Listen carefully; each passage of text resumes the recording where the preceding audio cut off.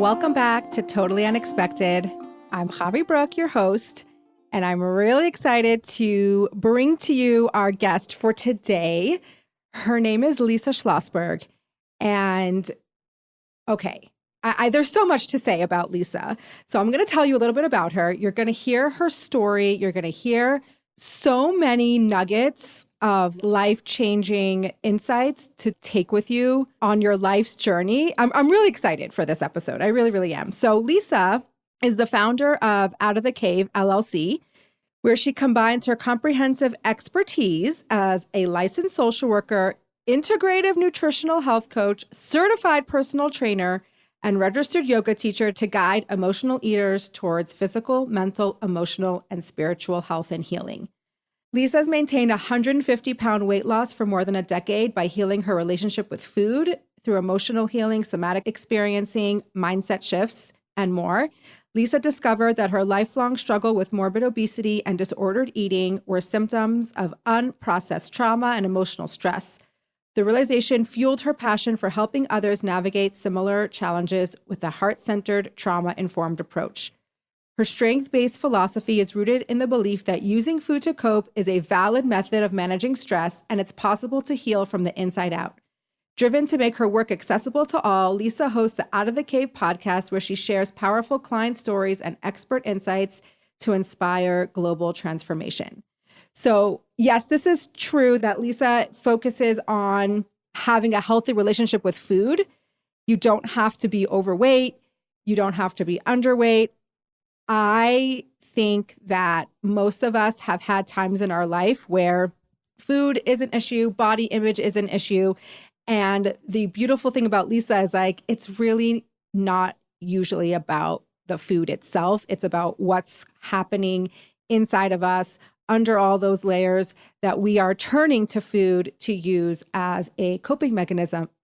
And Lisa's going to share how, of course we do that. That's normal. And how to get inside of ourselves and have a healthy relationship with our core, who we are, so we can then have healthy attitude towards food and enjoy life and live our best life. So I'm really excited for you to hear this. Please enjoy.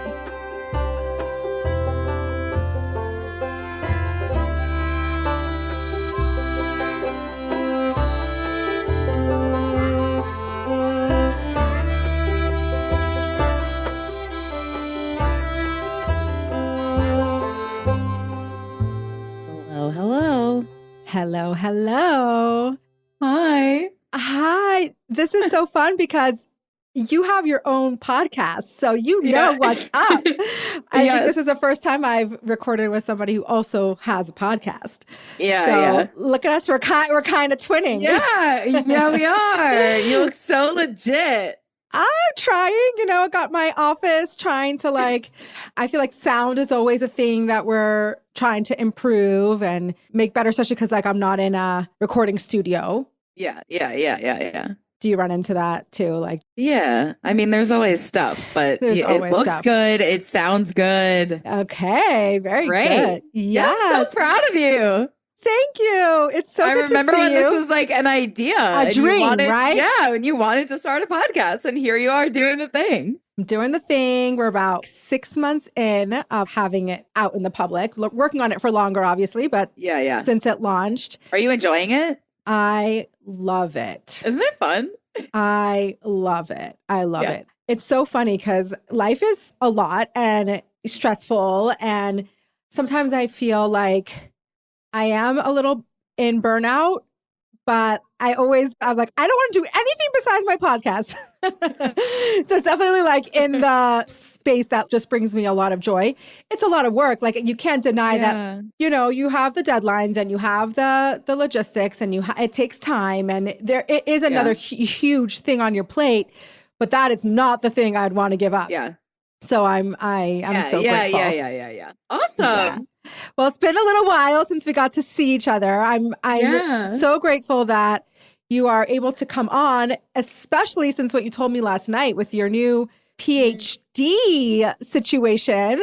It's a DSW. So Same but different. So it's not a PhD, it's a DSW, but it's a doctorate in social work. Wow. So it's more about the clinical intervention than it is like the research. So a PhD is very research heavy. This is more for clinicians who want to like take it to the next level.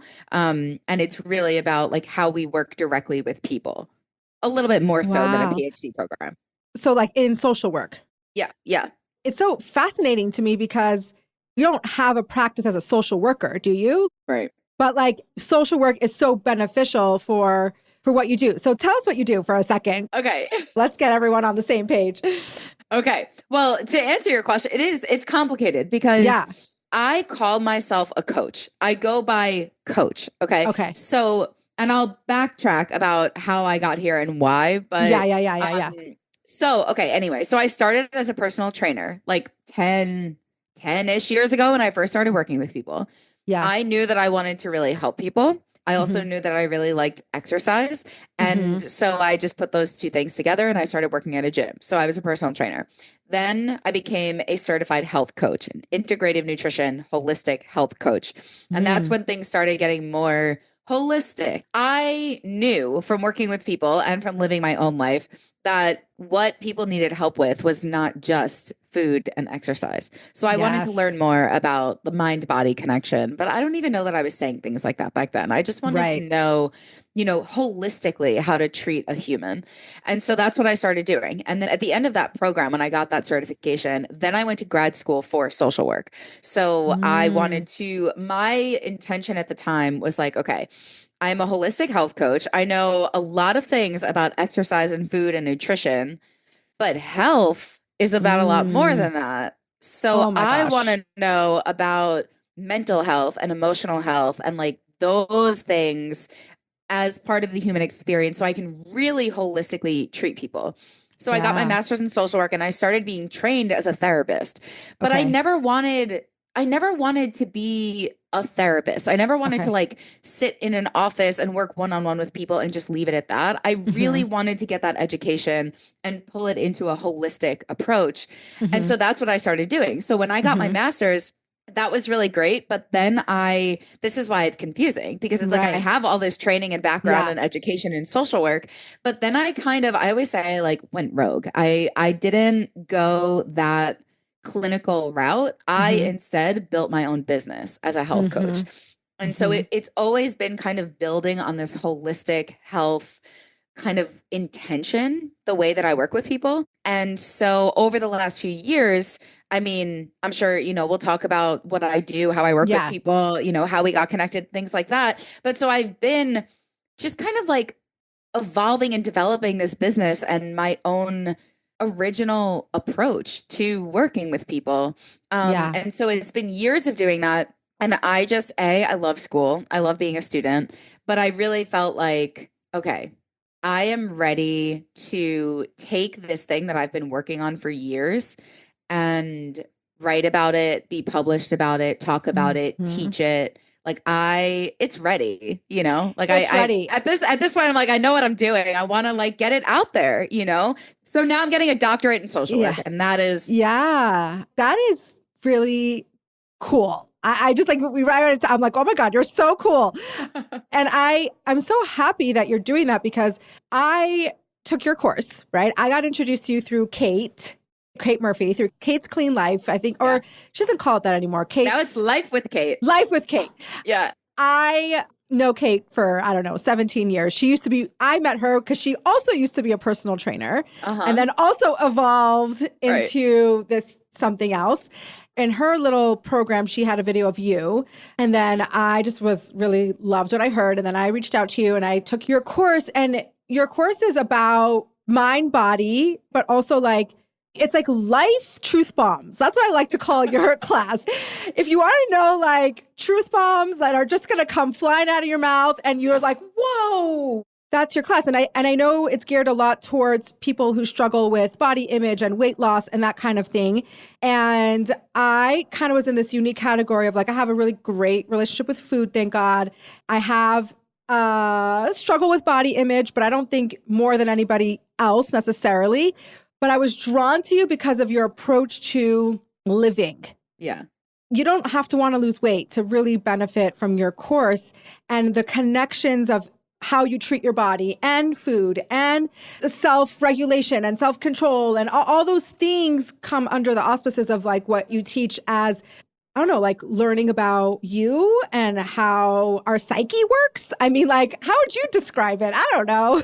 It's so funny. And I, first of all, I feel so seen because that really is what this is about. It's about really living a human life. And Yes. sometimes I tell people like, we have been born into the driver's seat of the mind, body, soul being, but no one ever gave us the driver's manual. We're all just out here driving this car, but we don't know how it works. And then when it doesn't operate the way that we want it to, we don't know why, and we don't know what's wrong, and we don't have the manual. Like we just don't know.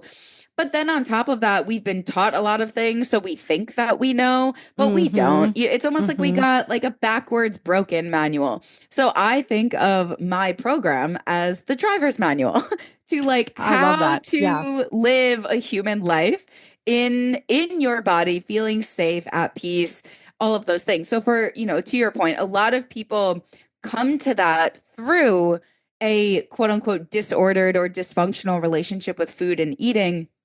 But the reason that this program is not really about that is because, I say all the time to people, like, you're an adult and you live in a human body and you survive on food.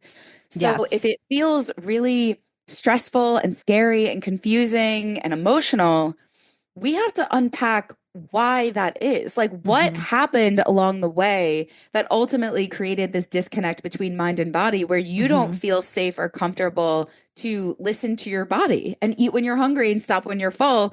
Like, when and why and how did it become so complicated? And for a lot of people, putting that together is we just need a new manual. We need to understand how it all works. We need to understand how it works. That you say something all the time that I love, and it's like we're a physical, what's the whole thing you say? Yeah. The physical body, human, like, what's the whole thing? I need to memorize it. You're a spiritual being having a physical experience with an animal brain in a social context, surviving on food. I mean, doesn't that sum it all up? And we're supposed to be able to figure this out. Exactly. Okay, but you figured it out, and you figured it out because you had some really intense life experiences, right? So could you share with us, like, how did you get to the place where you figured it out? It wasn't easy, right? You had a huge journey to figure it out, and then turn around and then share your wisdom and your knowledge with other people. So, okay, my story. When I was growing up, I was the quote unquote strong one. That's how I thought about myself. So emotionally, I was quote unquote fine. I was fine. I was good. I was happy. I had fun. I didn't need anything from anyone. I didn't need to talk about feelings. I didn't think that I had feelings. I thought feelings were kind of stupid and lame. And I was just so identified with being happy and good and fine. I was fine all the time. And I really believed that. I really, really did believe that. So that's what was going on. I've told this story a million times, and I've learned at this point that like the best way for me to describe it is what was going on emotionally and what was going on physically. So emotionally, I was super fine and all was well. But physically, I was gaining weight and gaining weight and gaining weight every year throughout my life. So I was, according to the BMI chart, I was morbidly obese my entire childhood. I was eating too much as far back as I could remember. And I always had a quote unquote weight issue. So physically, I was overweight. I was overeating. I was at Weight Watchers when I was 9 years old because my doctor told my parents to bring me to Weight Watchers. So I started learning about dieting and things like that when I was very young. But my relationship with all of that growing up was like, I don't want to do this. I don't care about this. I was like, I was fine. I was fine. So I didn't have to think about it. And so I would humor my parents and I would go, for 2 weeks at a time or something. And then I would be like, we're done here. This is a waste of money. Let me live my life. And so it went on like that basically my whole childhood into my teenage years. I was 300 pounds when I was 17 years old, when I was just about graduating high school. But I Mhm. always maintained this position that it just didn't matter. I didn't let it stop me. I didn't let it get in the way. You had friends. Yeah, I had a lot of friends. I mean, I was popular. I was Yeah. hanging out with everyone. I was voted to be the captain of my softball team in 8th grade. And it didn't matter, it was a popularity contest. It didn't matter that I was the slowest one to run the bases. It was like, and that's how I lived my life. So it just didn't bother me enough. And also underneath all of that was like, I was so in denial. And that's really where this Right. story is going, is like, I was quote unquote fine all the time because I was completely in denial of my feelings and my body. I was completely disconnected. I was so dissociated, but I didn't know any of that at the time. So I thought that when I went to college, I was going to finally address the weight issue once and for all. And it was coming from me. It wasn't coming from Okay. my parents and my doctors and the nutritionists and everyone that I was forced to deal with growing up. I was getting to a point where my body was really getting in the way. Right. And again, it wasn't like I felt like I was being bullied or made fun of or things like that. Thank God, I didn't really struggle socially. But I remember I took a gap year in between high school and college, and traveling was really difficult Hmm. because now I needed a seatbelt extender to get on the airplane. Hmm. I reference a story of sometimes when I was in the airport in Australia on my way to New Zealand, and I could barely fit myself into a bathroom stall. And I remember Mm. thinking, I'm 17 years old. Wow. Like, I can't live like this. And I don't want to live like this anymore. And no one else can do this for me. Like, I am the only Yeah. one that can do this. And Yeah. so it was really like I had stress fractures in my feet. My lower back hurt all the time. I was sweaty and uncomfortable, and I was struggling to fit. I was struggling to fit in, I was kicked off a roller coaster once. I was unable to close the seatbelt in my friend's Jeep. I couldn't go to the movies without worrying about it. Like, my body Right. was getting in the way. Yeah. You're like, this is not working anymore. Yeah, it was so not working. Exactly. Yeah. Like, I remember squeezing into the desks in 9th grade English. It was really limiting and it was frustrating. And so I got to a point where I was like, okay, I really have to do something about this because if I just keep going the way that I'm going, it's only going to get harder. And Hmm. so I went to college. Long story short, I started on Jenny Craig, what I used to call dieting for dummies because they gave you all the meals. I didn't have to think To about think it. about it. I was Yeah. allowed to be completely dissociated. I didn't think about it. I didn't have to Right. plan my own meals. I didn't have to do anything. I just had to eat the food and show up. And I lost weight. I lost a lot of weight really fast. Yeah. About 130, eventually 150 pounds came off. Wow. And at the end of that, I was really struggling because I didn't know why I felt so sick. Hmm. I was dizzy a lot. I was nauseous. I was very fatigued. My Hmm. hair was falling out.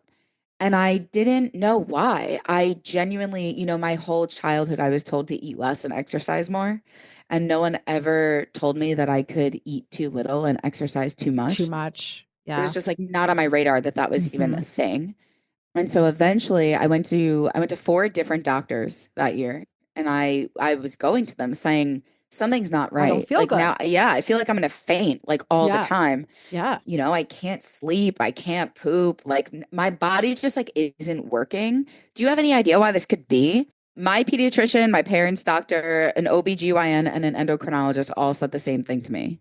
This is the healthiest you've ever been. Congratulations on your weight loss. Just maintain your weight and things will come back to normal. So I was very confused, as were they. And it wasn't until I spoke with a nutritionist. One of my mom's good friends happened to be a nutritionist. And I reached out to her and I said, I only have 10 pounds left to lose. And I don't know why I can't seem to get the last few pounds off. And also, I Wow. feel so sick all the time. Like, I Yeah. wonder, what you would have to say to that. And I remember she said, what are you eating every day? And I was like, Mm. oh, you're gonna be so proud of You're gonna be me. so proud. Yeah, I like barely Yeah. eat anything. I was like, Yeah. I don't even really eat breakfast. I have like a salad for lunch, and then I don't have any snacks, and then I have like another salad for dinner. And I go to the gym every day. And my mouth like, keeps dropping open, but I forget that nobody can see me. It's funny because I'm like, I know, obviously I know the story so well that I forget that there's shock value, like shock value. Yeah. And I mean, it was crazy. It really was. And I just remember being like, yeah, I'm barely eating. So I don't know how you could possibly tell me to eat any less or exercise anymore. But hey, eat less, exercise more. That's what they say, right? And I remember her response to me was, "Are you still getting your period?" And I was like, whoa, that is so crazy that you would ask me that, because for the first time ever in my life, 2 weeks ago, I didn't get my period. Like, does that have something to do with this? And she was just like, okay, we need to stop for now. And she explained to me that my body was in starvation mode. Yeah. That I was severely malnourished, that I had not been eating enough. And in her words, your body is fighting you to keep the weight on. So not only are you, not going to lose any weight, those 10 but pounds. Yeah. Yeah, You like got to that, put some pounds on. Yeah. Like we got to really work on restoring your body and your health. And I was like, hold the phone. Me starving? Like, I couldn't starve myself if I tried. Oh, no. You must be talking to the wrong person. That is not me. A year ago, I was 300 pounds. Like, there's no way. There's no way. But she was like, yeah, I mean, according to all of the evidence, that's what's going on here. So I arrived at that point and I was so shocked, so confused. Yeah. And I remember feeling very betrayed by the medical model and diet culture and everything, because it was I was like, going to say, like, here you were your whole life thinking that this is what you have to do. And you finally go and do it. And then your body's like rebelling against that. And you're like, what the heck?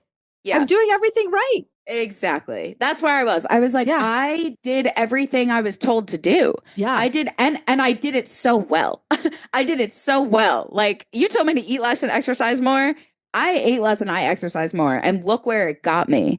And I remember thinking, I am arguably the least healthy and the least happy that I have ever been in my life.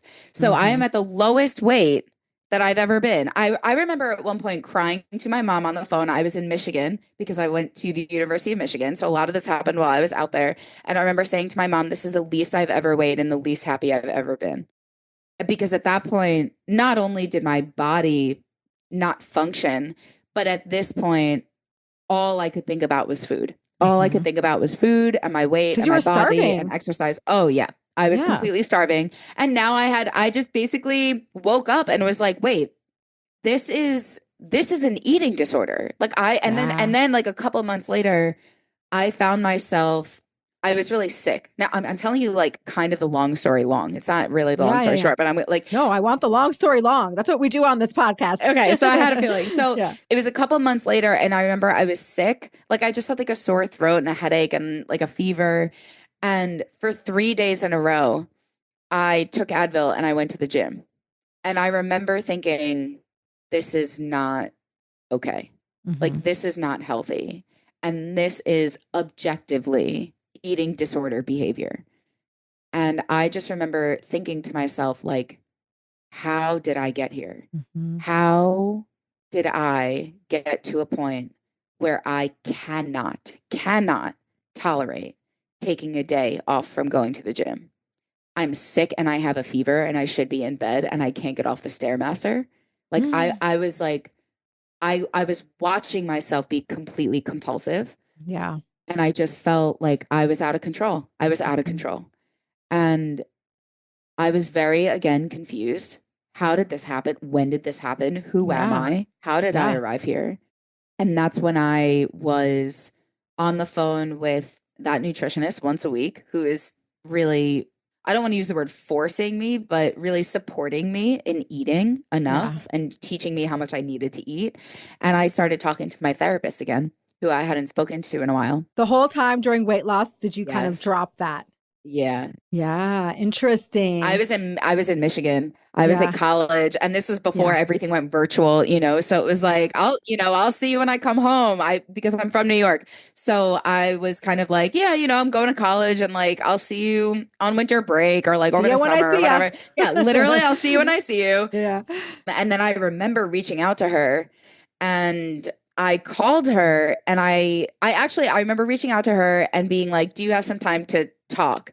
And I don't know the last time I had spoken to her. It was at least months before that. I don't think she knew anything about my weight loss. And I told her where I was at, and I remember saying to her, "I just don't understand. Like I did everything right. I did everything I was supposed to do." And she told me something that I think like completely changed my life and my understanding. She said, "The problem is not that you are doing it. The problem is that you can't not do it." She Mm. was like, the problem is not that you're going to the gym. The problem is that you Hmm. can't not go to the gym. Wow. The problem is not that you're eating fruits and vegetables. The problem is that you can't not do that. And like now it's become out of control, compulsive, disordered, and we're gonna get We're you gonna work back. on Like it. we're gonna work on Yeah. it. Yeah. And at the same time, so I want to like kind of backtrack a little bit because at this point, I started experiencing something that was really shocking and confusing, which was I started feeling this like huge emotional upheaval. Yeah. So while all of this was going on, it was like overeating and stuffing it all down was no longer an option. And then under eating and starving myself was also no longer an option. And those were basically my primary coping mechanisms throughout my entire Yeah. life. Like, what do you do? What do you do Yeah, now? Yeah. right. And at this point, you know, a lot of people who go through recovery for any sort of addiction experience this. Like when you Hmm. stop drinking, all of the things You that you were start using feeling. alcohol, right? When Yeah. you're no longer numbing it, Yeah. all of this stuff starts coming up. And so that's what I was experiencing, but with food and eating. It was like I had spent my entire life up until this point numb and just dissociated and disconnected. Is there a reason why you were numb and disassociating? Yes, of course. So and it's so funny because like of all the years I've spent like telling this story, it's like part of me almost wants to share it the way that I came to understand it. So Yeah. it's like I didn't know any of that, but then Yeah. also like I don't even know when it like it's not like it like all clicked at some point. It was like this like slow drip of consciousness and like awareness. But so to answer your question, yes, of course. When I was 5 years old, it all really started when I was 5 years old. Hmm. And my parents had their third daughter, my baby sister, and I was so, so, so, so, so excited. It was the only thing that I wanted in the world. Mm. And she was born 3 months early, and she was alive for almost 6 months. And when she passed away because her lungs did not develop, it happened all of a sudden. She was alive, and the whole time she was getting better, she was getting stronger, she was coming home, she was coming home, she was coming home. And I heard that for 6 months. And that's a very long time when you're And a 5 years five-year old. old. Oh, Yeah. yes. A lifetime. Yeah. And then one day she wasn't coming home, and that was it. And I never got to meet her, Mhm. and it destroyed my parents, of course. Yeah. So when I was 5, I learned that, I mean, now, looking back, it all makes sense because when that happened, I didn't really have anyone or anything. Yeah.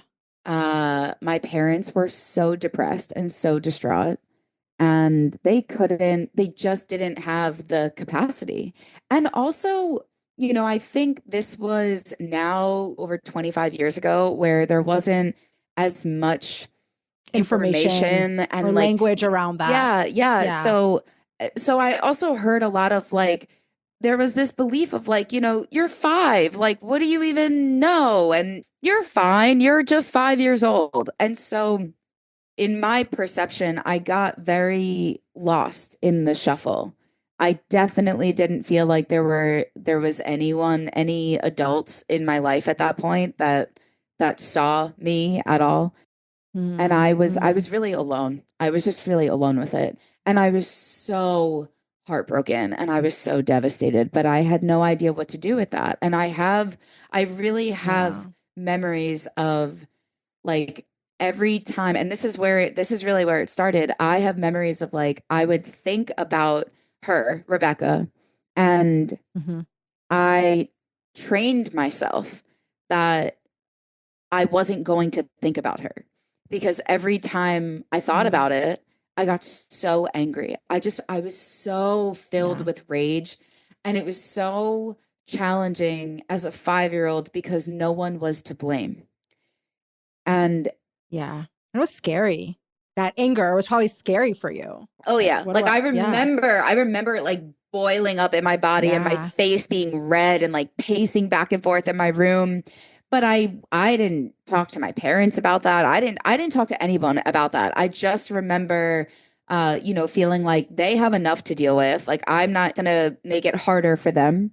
And also I wanted to be just like my dad, and my dad did that thing where he was grieving for 7 days. And then when Shiva was over, he went back to work and just kind of like put himself back together. And that was it. And so I looked at that and was like, okay, so this is how we do it. That we just Hmm. pretend that we're fine. And so I remember like training myself, like every time you think about Rebecca, you stop thinking about Rebecca. And like, that's it. That is how we are going to deal with this. We just don't. And so that's really where it all started was every time I had a thought or a feeling that was uncomfortable, I had this system like locked down so intentionally, so consciously to just be like, no, And if you think about it, it's brilliant, brilliant. right? Oh Like as a yeah. 5-year-old Yeah. figuring this out, this is what I'm going to do Yeah. to manage these overwhelming things I don't know how to manage. Right. I mean, I was like, this is it, you know? So that's what I remember was like, I don't feel stuff and I Hmm. don't need to. And feelings are for other people. And at the same time, now this makes more and more sense to me the more I learn about everything. But the number one thing that I did have access to was food. Hmm. And the friend and the companion that I had at the time was food. I didn't have drugs and alcohol and cigarettes and shopping and scrolling and gambling and sex. I was 5 years old, but I know that food did the job and it brought my stress down. It brought my mood up. It felt like the relative that could be with me where I was and comfort me where I was. And that's what happened. And I remember in later years, I, my mom, we were like going through old pictures and she picked up this picture and she said, "This is the year that you started gaining weight, like really started gaining weight." And I just looked Mm. at her before anything else and I said, "Is it 1998?" And then she flipped over the picture and she was like, "Yeah, it is." And I was just like, "Of Yeah. course it is. Of Hmm. course it is. That's exactly Hmm. how this happened and when this happened." So yes, that is the why, or that's really where it started. You know, Right. it And became that's really what you were habitual. not like you were Yeah. numbing and disassociating and Yeah. from such a young age. And then obviously it spirals into other things, but there was a source. Yeah. I asked the Yeah. question because I'm like, well, why would a 5-year-old or why would you feel that you needed to numb? There was Yeah. something that happened that Yeah. was the catalyst to you being like, I don't do feelings. This Like is I'm out of not how here. I'm not doing this. Yeah, exactly. Wow. Yeah. Wow. So that's how it started. And then so like 15 years later, I'm now not stuffing it all down and Right. all this like I just became such an emotional mess. And I was Wow. so confused. Like I people don't tell you. People don't tell you. People tell you that when you lose weight, you'll live happily ever after. I was so depressed. I was Mm. so depressed and I was so anxious. And I just didn't see it coming. Who would have thought? And so I I was mean, at like this you're losing the weight, you're getting rid of the source of the angst and the issues that were present for you right then. So, like, who thinks that there's going to be a whole nother set of right, problems that are going to come from this process? right. And that's what started happening. And so I remember, like I said, I thought of myself as just not an emotional person. And then I started almost like, I really do think the best way to say it is like thawing out. Yes. Like I was awakening. And I remember thinking at a certain point, I started going to my therapist, and I remember like I would go to therapy and I would be so upset about all sorts of things. I would be so upset about like poverty and racism and like just the big way that global people, things. yeah, like really big stuff. And I was really affected by the fact that there were people who were treating me nicer because I was thinner. And I was always like, that's not a thing. That's not how it works. Like, I was so in denial of that. But then when it started happening to me, I didn't feel good about that. I felt really upset about that. Yeah.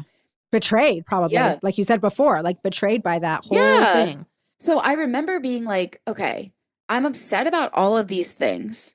And I also found myself, I was just so emotional all the time. It was like I was crying at like babies and weddings and commercials. And like I was just like an open wound. And then I had this awareness that all of these things that I was really upset about were always there.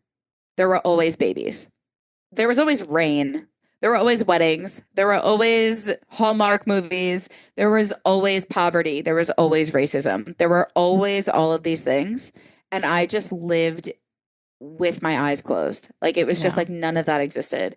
And so I started becoming really emotional, and I felt like I was a complete mess.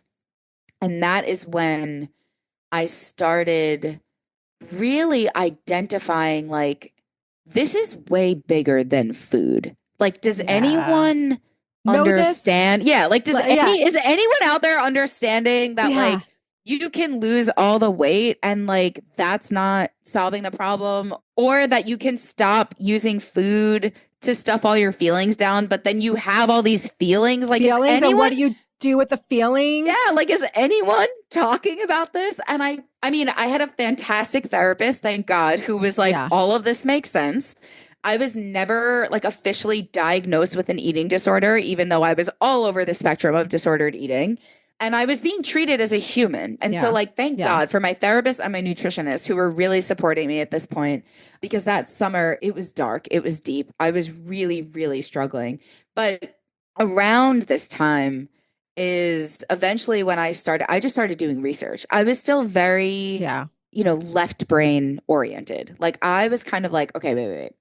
What? You want to figure it out. Yeah. Like what is going on here? Because I don't think this story that I've been taught is like what's actually going. It just doesn't capture everything. And I also started really struggling with like out of control eating. So for a while I was doing this like I was trying to restore my body. And so I was doing this like I once I started eating a little bit, I was completely out of control and I couldn't stop eating. And then I would go back into like dieting and restrictive behaviors. And then I was out of control eating. And I was doing this like yo-yo dieting thing. And I felt completely out of control.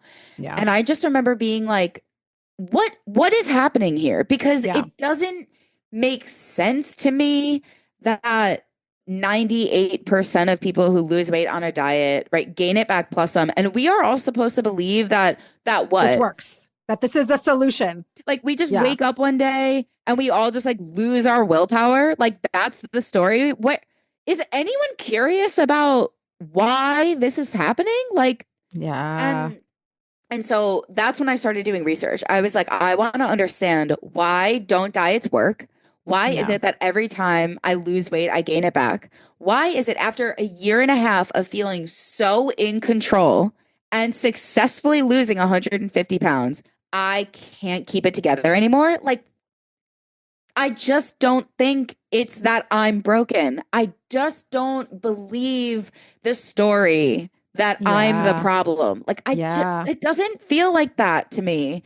So I started looking things up, and that's when I found the ACE study.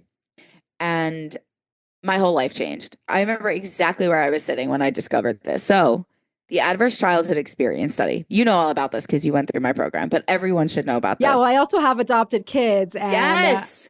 Yeah. Yes. Yes, it's very significant. So have you talked about the ACE study yet on your pod? Do you know? Please share. Okay, Yeah. great. So the Adverse Childhood Experience Study was a big study that came out in 1997. It was Vincent Felitti in San Diego at Kaiser Permanente, and he was doing. So I'm going to share a little. Okay, let me start with the ACE study, but then I think the origin of the ACE study is even more important, actually. So the ACE study was basically this big revolutionary, groundbreaking study that showed us that a lot of the health issues we have later in life as adults, and it accounts for, they say 7, but sometimes people say 9 out of the 10 leading causes of death, are actually correlated to adverse childhood experiences. So trauma in childhood. Mm-hmm. And so this was a really big deal because it started explaining why we have so much heart disease, cancer, stroke, addiction, suicide, all sorts of things, like across the board. Mental health. Yeah. Mental health, physical health, all the things. So it basically started to shift a lot of, especially addiction treatment, because what it started to say was, okay, not only is there a mind-body connection, and like the way that it works ultimately is like we experience adverse childhood experiences, it disrupts the neurodevelopment of the brain. And because of that, we have social, emotional, and cognitive impairment. And as a result of that, we have the adoption of health risk behaviors, which is addiction. Yeah. And then the top of the ACE pyramid as we work our way up is early death. So it started to really show us that all of this stuff we're looking at is really the tip of the iceberg, literally. Yep. So instead of questioning what's wrong with the person, why can't you just stop smoking? Why can't you just stop drinking? The more important question is what happened to you? What happened to you? You know Oprah's book? Did you read Oprah's book, What Happened to You? Yeah. It's a great... And that's like where all of this, kind of comes from. And so it started to really revolutionize addiction treatment. And we started to have a better understanding of the mind-body connection and things like that. So I don't even know how I found it. I was probably researching like emotions and obesity or something. And so I start finding it. I'm on the CDC website. And at the time, they've changed it since then. But at the time, there was this little asterisk on the bottom and it said, for more information, click here. So I click here and it opens up this page that is all about, it's like study after study after study about emotional eating, obesity, and eating disorders. And I was like, hold on. Jackpot. Yeah. So I'm like, early childhood trauma? Okay. Well, I never thought of myself, and this is true for a lot of people, I never thought of myself as someone that has trauma. I was never kidnapped and raped, thank God. Like things like that didn't happen, right? So I thought none of that applied to me. But then I start experiencing, I start looking at, so what are the big What are some of the example of an ACE, yeah, so right? like a parent dying or being imprisoned, parents splitting up, mental illness in the household, death in the family, living with people who are struggling with substance use or substance abuse. So if you have like an alcoholic parent, neglect, so not having your needs met, like basic needs like food, clothing, things like that. So they're screening for like, quote unquote, the 10 like big T traumas that could happen. Yeah. But now we know that, big T's, little T's, we all have adverse childhood experiences. There's a lot of research now that's like, if you're bullied in school, it's an adverse childhood experience, and then on top of that, now we have an understanding of epigenetics and generational trauma, intergenerational things, predispositions, and all that stuff. So I found all of this and was like, I felt like I hit the jackpot. I really did. And I didn't feel, sometimes people hear about this kind of stuff and get quite disheartened or upset or defeated, that's like, okay, I've been through trauma and like now I'm screwed basically. And it's like, no, I remember finding this and being like, my entire life makes sense. Yeah. Yeah. That's how I feel. It's information. It's like, oh, that's what's happening. And so even though it might be really like a hard road ahead or really difficult, you have information that makes sense. Yeah. And like, especially when it comes to food and eating, it was like, okay, I knew I was not the problem. I knew that I was not broken. I knew that it wasn't a willpower thing. Like I knew it had to be more than this. And so it started explaining everything. And then I don't even remember when I found this out, but the origin of the ACE study is of particular interest to me because what was happening was Felitti, who put this thing together, he was working as a medical doctor doing medically supervised weight loss with people. And so he was working with people who had 1, 2, 3, 4, 500 pounds to lose. And eventually he was getting frustrated because a lot of the people that he was working with were dropping out of the study, or they didn't want to participate anymore, or they would lose all this weight and then gain it back. And he was kind of in this place of like, I can help people who are severely overweight lose and maintain a significant amount of weight, and they don't want it. What is going on here? And he, instead of getting judgmental, he got curious. And so he started interviewing his patients. And he did a lot of interviews. And there was this one woman, and I've heard him talk about this. You can find the video online. There was one woman that he worked with who lost, I don't remember exactly, over 100 pounds or so. And in 3 weeks gained 37 pounds. And he said, as a medical doctor, I'd never seen anything like it. I didn't even know that was physiologically possible, but I needed to kind of get to the bottom of it. And so he started having a conversation with her. And she explained that one of the men that she works with in the office, like, hit on her, approached her romantically. And she had a whole history of sexual abuse from her grandfather. And after this interview, this kind of set off a light bulb in his head. But then he was like, I need to start asking more of the people that I'm working with about why where they're waking. And he specifically started asking about sexual abuse and sexual trauma. And what he found was over and over again, people were saying things like, my body feels like a shield of protection. My fat feels like a blanket. It feels comforting. It feels protective. I feel safer when I'm in a bigger body. I feel protected. And a lot of people had stories of, even there was this one interview I read of this woman who said her sister, I think it was like raped by a family member, and she wasn't. And someone told her specifically that it was because she was in a bigger body, she was undesirable or something. Like there were, but it was like over and over and over again, these stories kept coming up. And so Felitti was obviously putting something together here about the mind-body connection, specifically around food and weight and body.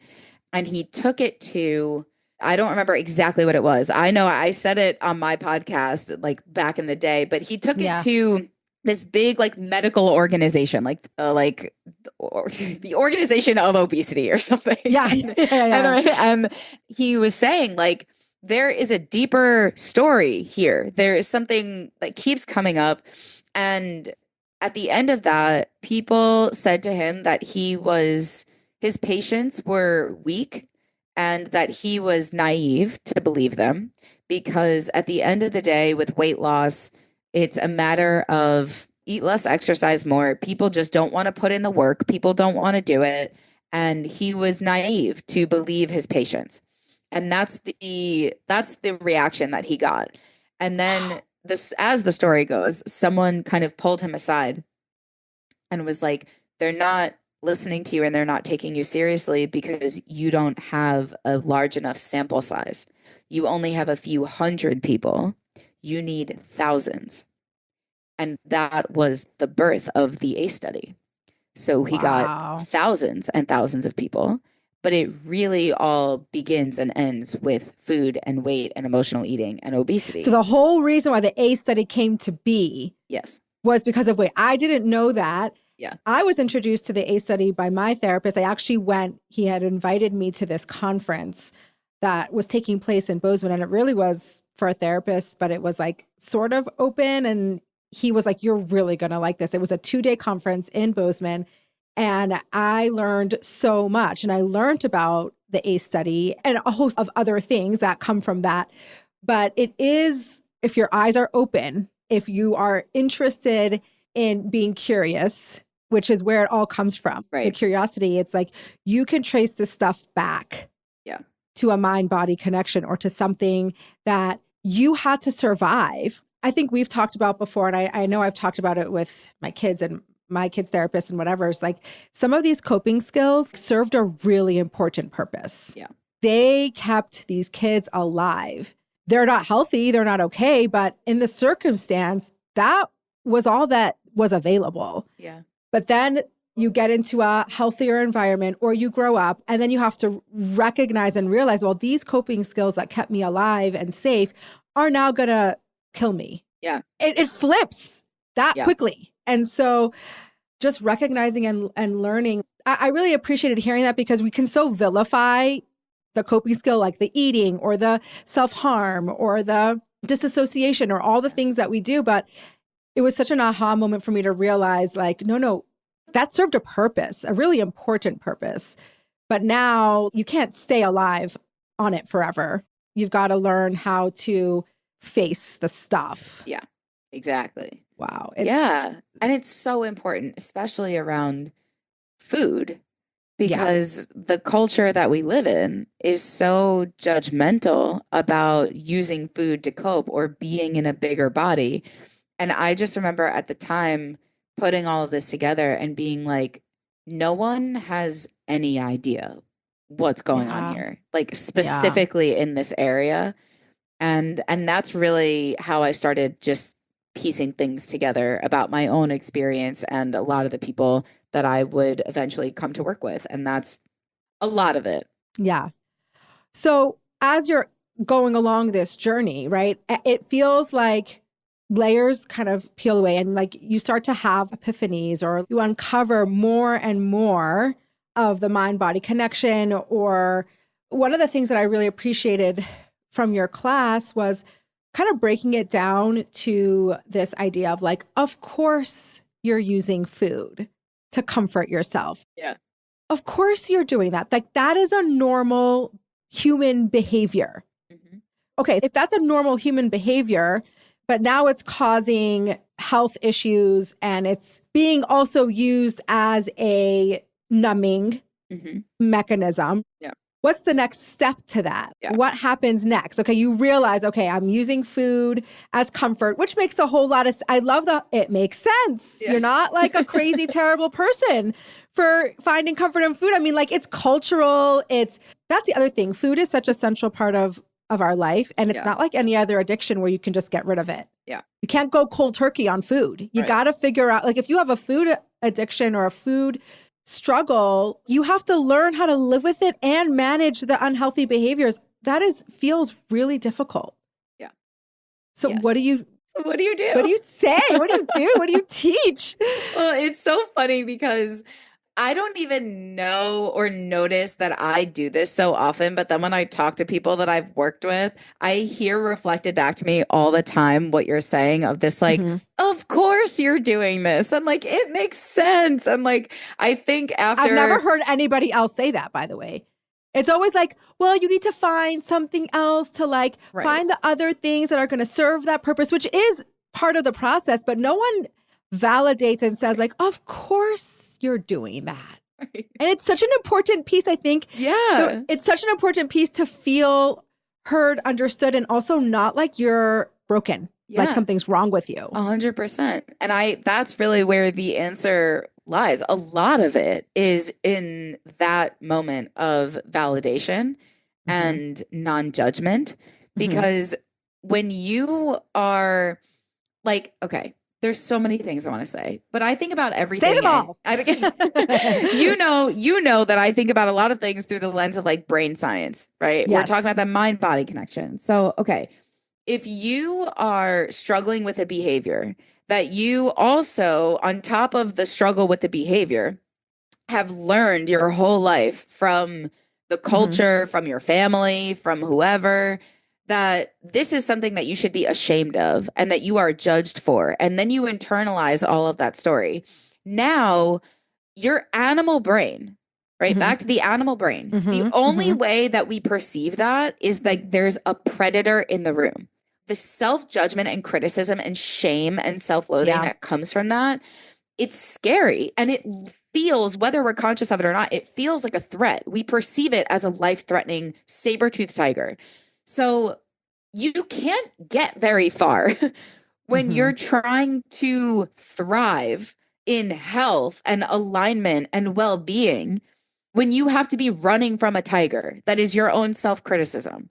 So it is a huge part of the actual solution and quote unquote answer to be like, okay, everything that you're doing makes total sense. It's not your fault. You are not broken. You are not the problem. 2 of the 4 happy chemicals are released in your brain every single time you eat food. And what that means is that when you are stressed out or you are emotional and you need to bring some equilibrium to the chemicals in your brain, it makes all the sense in the world that you would turn to food. So it's not just not about what's wrong with you. Right. It's about actually what's right with you. This is a very, you're doing something right. This is very appropriate. Your mind body system is working exactly as it should. It's seeking out a source of serotonin because your cortisol is too high. That's exactly how it was designed. So if we can remove the judgment and the shame and the fear and the self-loathing, and we arrive at a place where it's like, wait, I can trust my body. My mind body system knows how to heal. I am not the problem. This isn't my fault. To me, so much of the time, that's like 80% of the battle is like, if we're just not internalizing it or making meaning of it, and we say, okay, wait, so this is okay. I'm not doing anything wrong here. No, you're not doing anything wrong, but I would like to do something different. Okay, you would like to do something different. Now let's talk about what you would like to do differently. But we first have to get all of that out of the way. That is like, there is nothing wrong with you. You are not broken. You are not the problem. It's not your fault. You're actually being quite human. Yeah. And like, again, to your earlier point, brilliant that you are finding ways to cope, right? You're finding ways to cope without even having to think about it. Amazing how we do that. So that's a lot of it. But then, it's like, okay, I like to get curious about the role that it's serving. So part of the reason that I love this work and I find it absolutely endlessly fascinating is because it's different for everyone. Yeah. There's no like box that every single person fits in, right? Yeah. And that's why some people hate it because it's like, oh, there's no you can't like plug in a formula. Exactly. But like I say all the time, it's like you can have 100 people who are all behaving the same way around food for 100 different reasons. It serves a different role. It serves a different purpose, And at the end of the day, it all boils down to we feel safe. The reason that we're doing anything is because it provides us a sense of safety. But sometimes, for some people, safety is comfort. For some people, it's power. For some people, it's control. For some people, it's connection. For some people, it's numbing, right? It's especially with food. You can be overeating or undereating or picky eating or mindless eating or stress eating. Sometimes the safety is the not eating. Exactly. That's the safety. Right. So it depends and it's different for everyone. But on top of or after validating it, welcoming it, accepting it, then it becomes curiosity. Like what is going on here? And not from a judgmental lens, but from a really curious and open lens. And then we can start to figure out what we need. Because if this is the only thing that makes you feel connected or safe or comfortable, what are some of the other ways that you can, A, find access to that elsewhere and get our needs met as a human? But also, how can we learn to cope with and feel just the discomforts of life and not have to numb it all and not have to escape and run away from it all? And that is really deep work about coming back into the body where, it's about creating safety ultimately. Yeah, I wrote something down because this is one of the other things that is really profound and really stuck with me is that in order to accept something, you don't have to like it or agree with it or want it. Yeah. Can you speak to that a little bit? You started saying like, okay, you have to see what's going on. You have to see what you need. And then there's probably a lot of acceptance that needs to happen somewhere in there. And I also want to know, so part of the process is like you have to come back to trusting your body and trusting your mind-body connection and yourself. But like, how do you do that? Yeah. It's like, what's the first step? Because it feels so scary. Yeah. Okay. Well, 2 really good questions. Okay. The first is when it comes to acceptance is something that's so tricky because, to your point, a lot of people in my experience don't understand what it is and what it isn't. There's a lot of like I think myths I'm one of about those it. people. Yeah. Which is why I think that really hits home for me, Yeah. because I'm in this stage right now of like needing to accept a reality of mine. But then I'm so confused by what that acceptance means and looks like. Does it mean that like I just let it play out and let it be, which feels super unsafe? Yeah. Or does it mean I'm supposed to be doing something? Does it mean I'm not supposed to be doing anything? It's confusing. Yeah, it is. It is. And I can totally validate that, which is why I'm at a point where it's like I've had this come up so many times where I'm like, accept what is. And people are like, but how? I hate it. Right. Right. And it's like, Yeah. not right. That's the stuff that comes up. That's like, but I hate it, but I don't like it, but it's uncomfortable, but I wish it weren't this way, but I want to change it. This comes up with our bodies all the time, right? It's like, accept your Yep. body as it is, but Yeah. I don't like my body as it is. Right. So, like you said, the first thing we need to do is really clarify you don't have to like it. Acceptance is not saying I like it. I accept it is not the same as I like it, or I want it, or I want to keep it this way, or it doesn't mean any of those things. Acceptance is really about not fighting it, not resisting it. It's about That's saying, so freaking hard. it is so freaking hard. Especially for me, because I'm like a fighter. Yeah. I'm going to fight until the end, you know? Yes. Yes. And it is hard. I mean, it is not to say that it's easy, but the best way that again, like to me, it comes back to like the brain science. And it's like, okay, so let's say, right, there's a great quote that's like, when you fight with reality, you only lose 100% of the time. Ain't that the truth? Right. So it's like, okay, so you find yourself in a reality. This is what is. Okay. And there's a lot that's going to come up around that. Okay. So when you are in a place of fighting it and resisting it, what that does chemically, physiologically in your system is now it starts to be like, the perception or the story is like, this isn't okay. I need this to be different. I need this to change.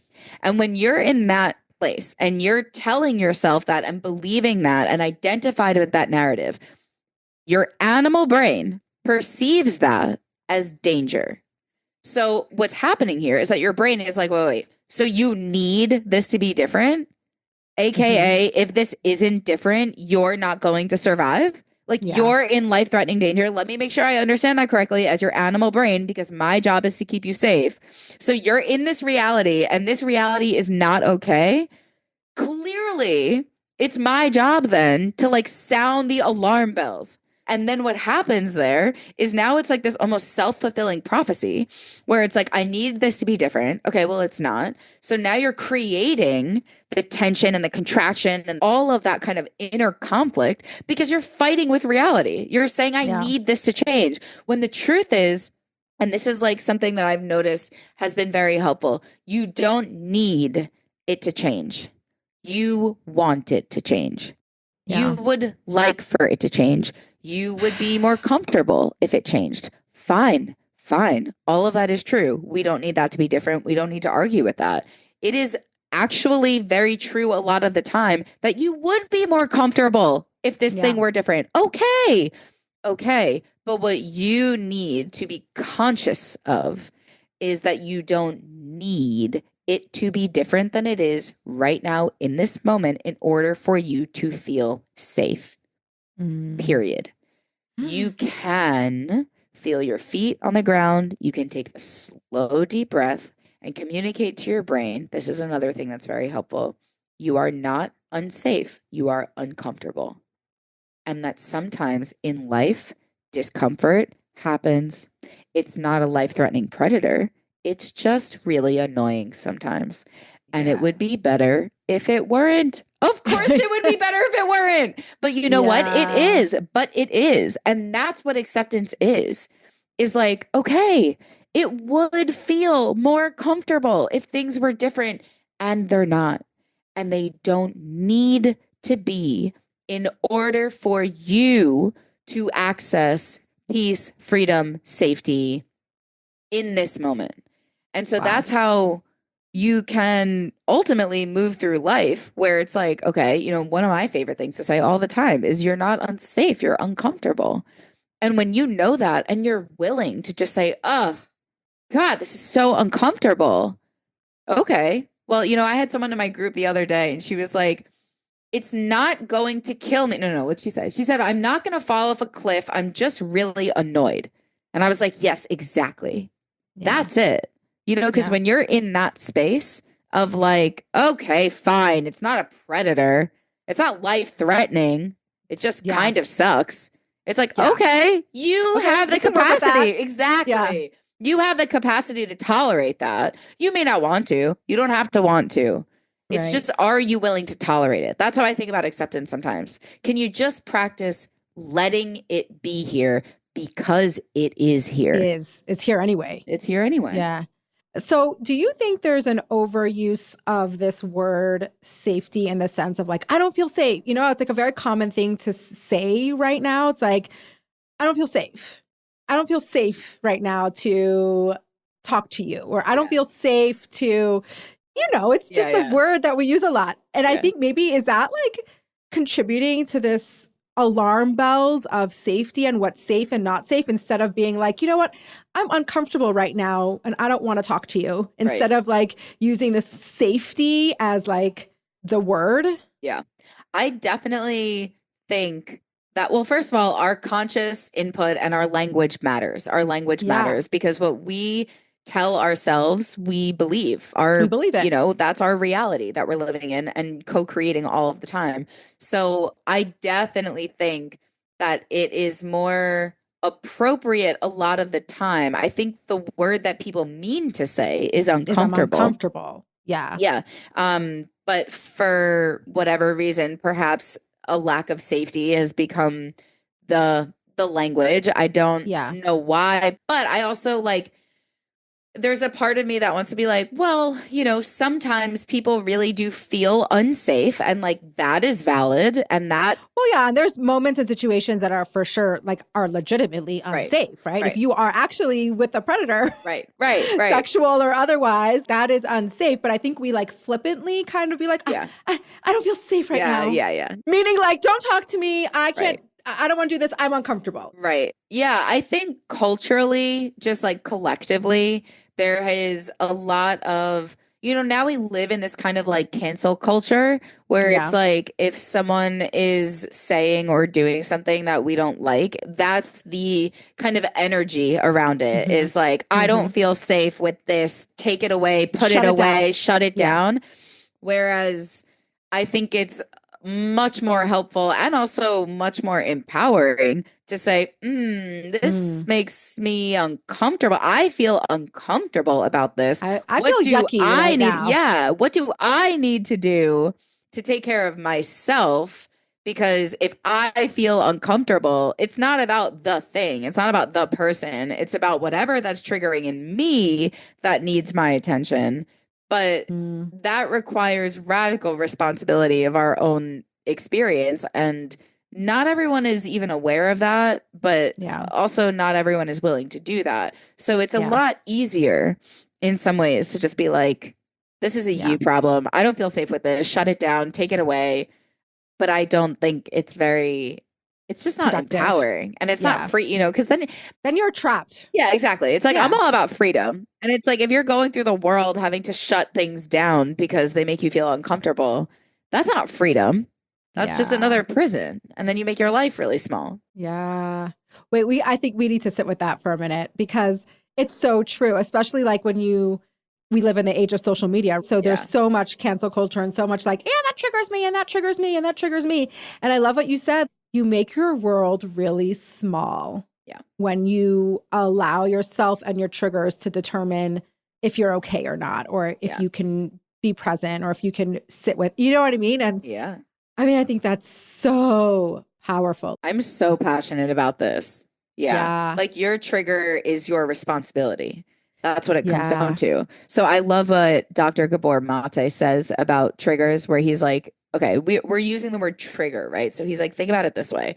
It's kind of like when someone triggers you or something triggers you, it pulls the trigger, but all of the ammunition is within you. Yeah. So all they're doing is pulling the trigger, But the trigger would do nothing if the gun weren't loaded. You have the ammunition within you. Yeah. So rather than moving through the world where it's like, you triggered me, you're the problem. It's like, no. What can you learn about yourself? What about you needs to really be healed so that you can go out into the world and feel free around that? But this is like, especially when it comes to food and eating, this is, oh my God, I could say so much about this, Javi. Mainstream eating disorder treatment, and this just came up in my group this week. Mainstream eating disorder treatment, in my experience, what I've learned is that a lot of people who go through like mainstream treatment, part of the kind of long-term recovery approach is that when things trigger you, avoid them, find a way out, like prevent it, right? So if and that's why we see a lot, especially on social media, where it's like, your body triggers me, you shouldn't post this. Those are people, some of those people have gone through mainstream eating disorder treatment, and that's what they've been taught is like, if someone else's body or weight or diet triggers you, make it a problem and comment on that person's picture that they shouldn't post it. And now it's gotten, in my opinion, so out of hand because of the social media context that we live in. So there's all of this like, and I can't tell you how many times now I've seen this of people saying, this picture of your body triggers me, you shouldn't post this. I'm in recovery for an eating disorder. You shouldn't put this on social media, which to me is like, it's ludicrous if you think about it. Like how are there so many people who feel entitled to say that? But okay, so that's the way of it. But we had this really, really powerful, beautiful moment in my group the other day because I explained to them, I was like, you probably inevitably will be triggered in this space at some point, and I welcome that. And if you tell me that you are triggered by something that someone else said or something that I said, I welcome that. And instead of saying, oh, I'm triggered, I need to leave, I need to get out of here, I need to take it elsewhere, what I would love for you to do is say, I'm feeling triggered. I'm having a reaction to this, and that's okay. And that's what I'm going to say every time. That's okay. Thank you for voicing it. Thank you for sharing it. God, it is so brave of you to notice that you are having an emotional reaction. Sure. That's what we're here for. But you're not bolting. No. And like how transformative and how powerful that is and was this week. And that's the thing is a lot of people's relationship with being triggered is like, oh no. And it goes back to exactly what we were just saying about the brain science. It's like, I'm triggered, alarm bells, alarm bells, alarm bells. It's a predator. I got to get out of here. I have to find a way to end this or avoid this or escape this. And it's like, what if our relationship with it was, I'm feeling triggered by something. I am safe to have this emotional reaction. Doesn't mean anything about me. It's just energy, right? Emotions are energy in motion. There's energy moving through my body. I am safe to be here. So this kind of answers your question from before. How do we come back inside the body? How do we trust it? Trust it, yeah. Right? What we have to know is that we're not unsafe. We're uncomfortable. And that energy moving through our body is normal. It's not a predator. It can feel uncomfortable sometimes, but we can tolerate discomfort. And a lot of the time we need community. We need people. We need help. We need to be seen and heard and held exactly where we are as we are. And most of us did not get that when we were children.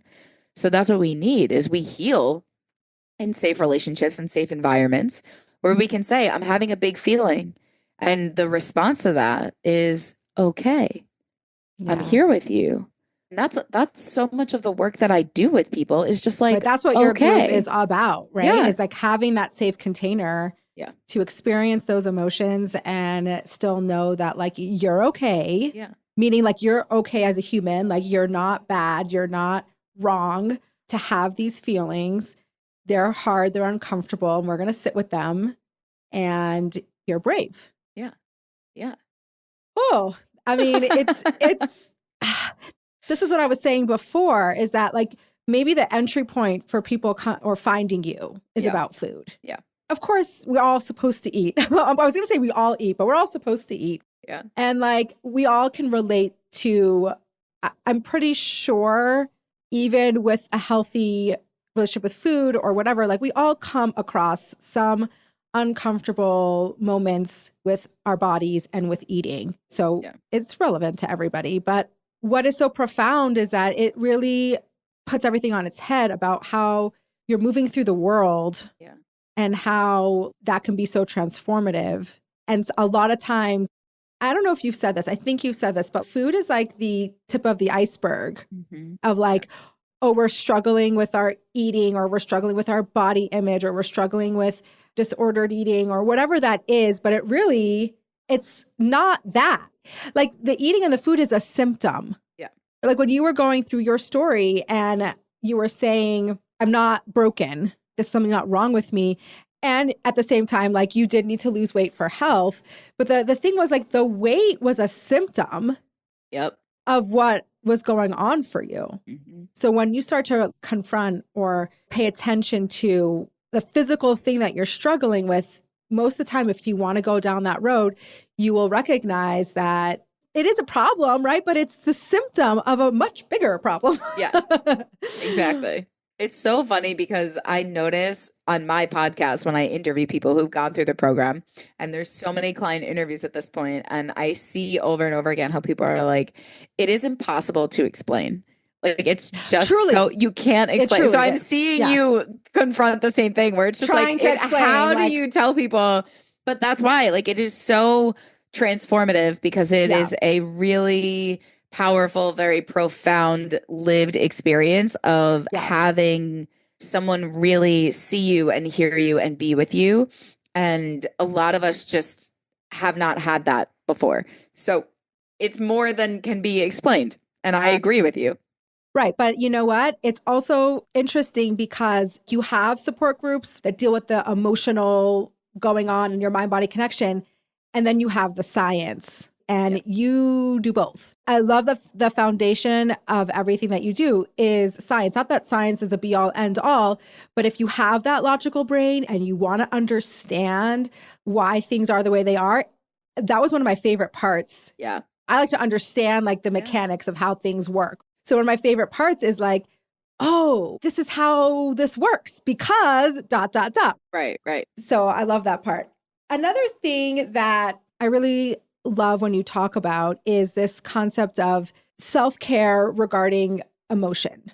There's such a spectrum in the sense of, okay, if you've been numbing, and all of a sudden you have an emotional flood, and so you have to contend with that.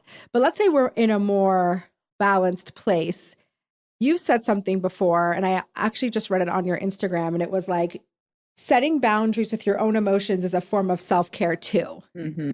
And I think we talk so much about sitting with our emotions, letting them be, leaning into them, all so important and probably the first step. Like if you haven't experienced your emotions, like you've got to do that. Speak to this idea of you can also put some boundaries around that so you can function and do the things you want to and need to do. Yeah. Great question. So where this kind of originally comes from is my own lived experience, which is true for so many things. Because I remember back in the day, like a while ago, when I had lost all my weight and I basically was asking in different language. I remember going to my therapist and saying something along the lines of like, I was struggling because I was like feeling stuff all the time, like all the time. You couldn't shut it off. Yeah. And I remember my fear was that if I didn't feel every single emotion about everything all of the time, that I would gain all the weight back, that I was just going to start eating it all over again. And so I was in this like bind of like, I either like it felt so binary to me of like, I'm either eating my feelings or feeling my feelings. So if I'm not feeling every feeling all the time, then I'm going to start overeating again. And like, how am I ever supposed to like thought of it that way? But that is makes so much sense. Yeah. So that's where this was again, years ago where I was like, what am I supposed to do with that? And I just remember like I sometimes I'm like, God, I wonder what it was like to be her. Because I remember her just being kind of like, okay, I see what you're saying. You don't have to feel every feeling all the time. What you were doing before was never feeling anything ever. So, like, now it's really just about balance, where, like, yes, you do need to feel your feelings sometimes, but you also can't live there. No one can live Yeah. there.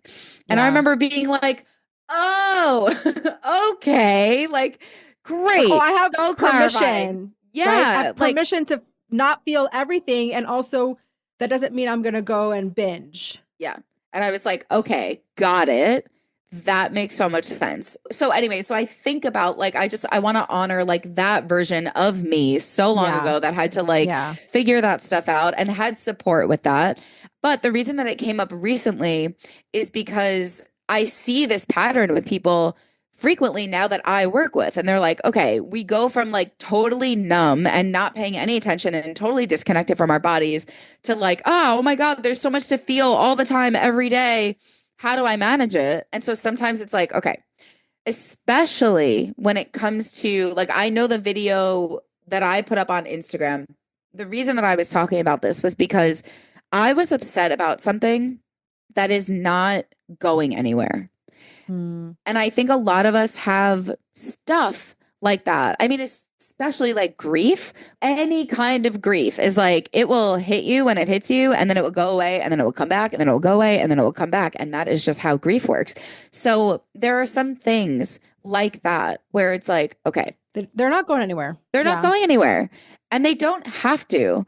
But I found myself being like, okay, I was upset about this thing.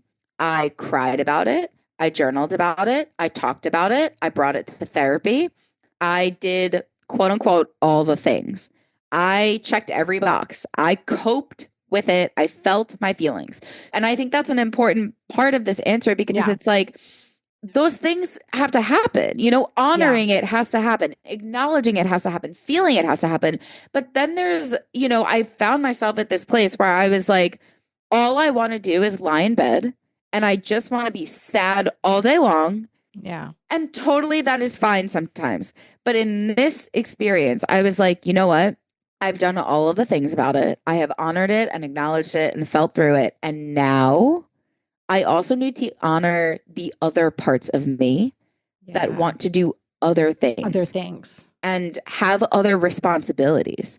And so now I need to fiercely and compassionately say to myself, we are not doing this anymore today. And I love you, and your feelings matter, and your grief has space here. And all of this is important. Like all Yeah. of this is where it's compassion. Yeah. It's not saying, It's not like shutting it down, yeah, it's not like Yeah. I don't have time for your feelings or I don't want to feel this or take this elsewhere or deal with it yourself. It's not that energy. It's saying you matter and I see you and I hear you. And if you want to come back and do this again tomorrow or another day, come back and let's do it again. And you don't get to run the show. You Hmm. don't get to be the one driving the car. I am Yeah. driving the car, and you get to have a seat here because you are welcome here. And, you know, as Elizabeth Gilbert says, you are part of the human family, and I want you to be in the car with me, but you don't get to drive. And being in that relationship with all parts of myself and all feelings has allowed me the most peace and freedom along the Yeah. ride. That is not always comfortable. But sometimes I think about like people ask me this question all the time where they're like, what do I do when I have a feeling and I don't have 30 minutes to journal about it or cry about it? And it's like, you have options here. Okay. So let's say that you are in the middle of a work meeting and something happens and you are having a big emotional reaction to it. And you're not going to take a break and start crying in the middle of the meeting. Like, there are times where you have Right. to very realistically live your adult human life and Yeah. stay out here doing the thing. The options that you have are to turn toward yourself and the experience that you're having. And you can say to yourself, I don't have time for this, right? I'm in a meeting right now. Leave me alone. I can't have these feelings. Go away. That's one way of dealing with it. And then, that's the kind of stuff that like, then we get home and then we eat about it and then we drink about it and then we shop about it. And there are other ways of coping with that because all we did was neglect it and deny it all day. Or you can say to yourself, I see you. I hear you. I know that you are having a big reaction to this and your feelings matter to me. And I want to know about them. And I'm in this meeting right now. So I can't do that right now. But when we get home later, I'm going to come back to you. And then I want you to tell me everything that you have to tell me. But right now, I can't do it right now. So we're working together. I need you to let me be here in this meeting right now. And then later, I'm going to come back to you. And then we get to each get our needs met. But it's parenting. It's parenting, which is why all of this is like, quote unquote, reparenting, because a lot of us experience that, like, I don't have time for this. Go to your room and deal with it yourself. Like, that is what is so habitual for a lot of us. The way that we relate to ourselves is the way that we have been related to.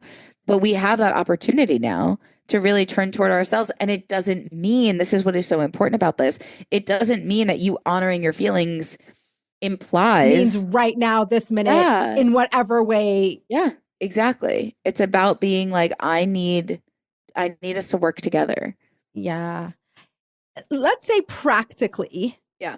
You are somebody who struggles with, or like most humans struggle with, emotional eating, right? And we're in this work. I guess it's confusing because it's like, do we use food or do we not use food, right? Like, is it okay to emotionally eat or is it not okay? Or is it like, sometimes and have boundaries around it or just be aware of it? Or do we not? Like, I guess it's like being that we are emotional eaters and being that food is such a huge part. I want to say in our culture, but in every culture, food plays such an important role, right? We all have our traditional foods and we have our holidays and we have our, right? Food is so front and center in our life. So how do you navigate that? Yeah. That's so funny because it's true. It is so layered and complex and nuanced and multidimensional. And I'm always saying, like, food is an example of something that is mental, emotional, social, spiritual, cultural, ancestral, environmental, financial. Is it the only thing that covers it all? I know. I mean, we survive on it. So it's also like there are very few. The only other things that we survive on, right, are like oxygen and water, right? Like that's what, but we don't have all the stuff around oxygen and water that we do around food. Like it is big. It is big. So I just want to like validate that is like, wait, okay. It makes all the sense in the world that you're like, okay, wait, but do we eat emotionally or do we not? Do we not? Okay? Or like, what? Like, okay. Here's what I like to say. There is nothing wrong with emotionally eating. There's nothing wrong with emotionally eating. And I don't think it's realistic, especially if you identify as an emotional eater, to set the expectation that you're going to go the rest of your life without using food to cope with things. I still, to this day, use food to cope with my feelings. And I have no issues with that. I even, the other day, it was a few weeks ago, but I had this moment that I thought was just like truly amazing. I was like, wow, my life is so different now than it was, years ago, because I had this moment. And I chose very consciously that I was going to use food to cope, that I was in a bad mood and I didn't want to feel stuff and I was going straight to food and I knew it and I chose it and that was all good. Eyes wide open. Eyes wide open. And there's choice, there's power, there's freedom. I didn't need it. I was choosing it. And that is a very big difference. And then I had this moment where I actually thought to myself, I was like, wow, I am so grateful that I have the privilege and the resources to access tasty food when I'm emotional. Like, I'm so grateful that I even have the opportunity to be in this privileged life where I can use food to cope with my feelings. Like, that's, I was just like, wow, I feel so grateful and lucky that I get to choose to do this right now. So I was like, that's kind of amazing. But anyway, using food to cope is not the problem. The problem is when food is the primary or the only coping mechanism that we have, when it's the only tool in the box, when every single emotion that I experience is met with, I can't feel this, I need to eat something. Now we are in a place of powerlessness. And that is right. This is where it's like very similar to some of the 12-step work. Step one is I am powerless. So when we are in a place of powerless, I can't feel this if I don't have food. That's the problem. The problem is when you lose your power. And that's not about food. That's about anything, right? But to your point, we're not going abstinent with food. We can't go cold turkey. So we want to pay attention to, where am I powerless? Where do I experience powerlessness? To me, that's the thing that needs attention. Because in that moment of me saying, I'm using food to cope with these feelings, I wasn't powerless. I had all the power and I was choosing to do that. So that's the difference. So it's not a problem to use food or cope with food. What we want to really zone in on is like, okay, where do I feel? And kind of like I was saying earlier, sometimes it shows up as not eating or restricting, so out of control. But I was also powerless over that. So it's like, that's the thing we want to pay attention to. And that's way more mental, emotional, spiritual than it is physical. But so for the practical, like, okay, if we are struggling with emotional eating, the first thing is just pay attention. Pay attention. So a lot of us are really not connected to our bodies. And we don't really know why we're eating. We don't know, a lot of us, and with like no judgment, and there's nothing pathological about this. A lot of us grow up into adulthood and it's like, why am I eating? I don't know, because there's food in front of me. I don't know. Why am I eating? Because I'm bored, because it's there, because they told me that I should, we just don't really know what's going on. So if you know or you suspect that you have an emotional relationship with food, just start paying attention. And to me, the baseline is, can you practice eating when you're hungry and not eating when you're not hungry? And it doesn't mean that this is a life sentence. It doesn't mean that you'll go the rest of your life without using food emotionally, but it means that for you to be embodied in balance around eating when I'm hungry, stopping when I'm full, which is really honoring your body. Right. And taking the power back. Taking the power back. Exactly. Yeah. You're also teaching your brain that you are safe to feel human emotion without relying on food to cope with it. And when you are in that place, use food all you want to cope with your feelings, because your brain understands that your feelings are not a life-threatening predator that you need to run from and numb and avoid and stuff down and push away. But it's a learning curve and it takes some time. But that's really where I would start, is start paying attention. And that's mindfully eating. That's getting curious. I know I have a podcast episode with my client, Jeff, like one of the earliest podcast episodes. I worked with him years ago.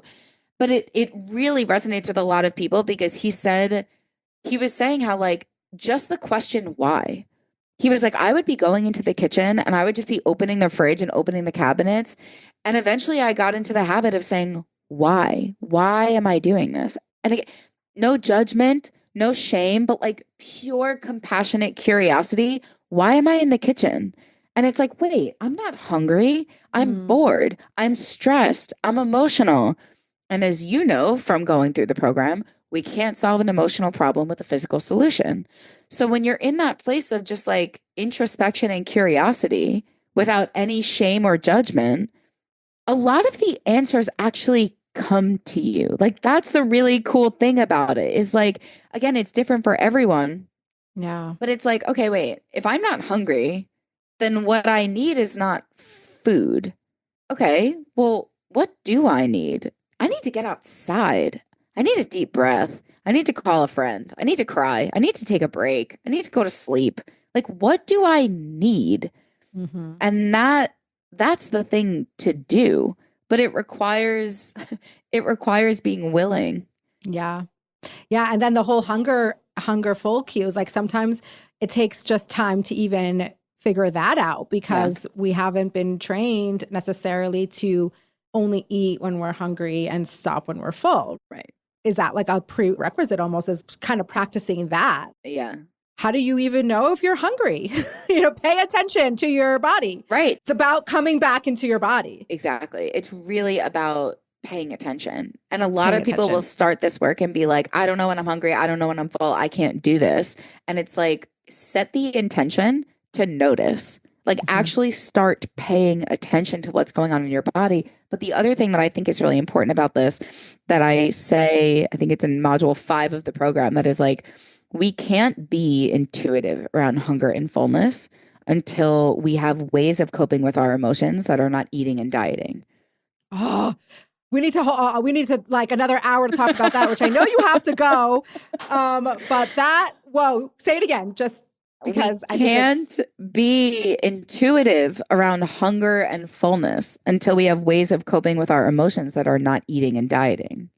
That's where the whole intuitive eating culture was a little bit problematic. Yes, exactly. Yeah. So the whole point there is like, okay, like I said earlier, emotions are energy in motion. It's energetic. It's energy moving through your body, right? Yeah. So a lot of us have been through big T, little t traumas. We all have very valid reasons to not want to feel what's going on in the body, okay? So we dissociate from our body because the anxiety is too much, the grief is too much, the pain is too much. It hurts to be human sometimes. So we leave. But the other thing that happens is we leave the body because of the emotional experience. So of course you don't know when you're hungry and full. You're not in your body. Yeah. So that's why a lot of people are like, I don't know how to access my hunger cues. Well, yeah, because every single time you feel anxiety, you numb out. Yeah. So how do you expect yourself to be able to feel what's going on in your body? Because when you're numbing sadness and grief and pain and anxiety, you're also disconnecting from hunger and full. So it's a process. It's a process, and it's not going to happen overnight. But that's why it's like, just start paying attention. So start paying attention to when you're hungry, when you're full, but also pay attention to what happens in your body when you start feeling angry and anxious and sad, because it's all the same stuff. It's all bringing you back inside your body. Yeah. I wish you could see me, because the whole hour and 45 minutes, my head's like bobbing up and down because everything you're saying is like, yes, yes, yes, yes. So we're gonna leave with that. Pay attention to your body. I mean, that is the start to it all.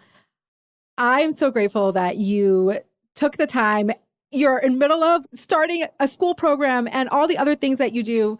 Thank you, thank you, thank you. There is so much more to say, but what's really awesome about you is that you have a podcast. It's called Out of the Cave. I'll put everything in the show notes so you can listen to Lisa's wisdom way after this podcast is over. You have obviously group coaching options, which I will also share if this speaks to you and you want to do this work in a deeper way, and I can vouch for the program. Yeah. And you're on social media. So if this podcast, like you just like, oh my gosh, I need to hear more, which is how I would be, there are a lot of ways that you can access Lisa. So thank you for being here. It was such a pleasure. Thank you so much for having me. It is so fun to talk to you. It always is. It's such a pleasure. And I so appreciate it.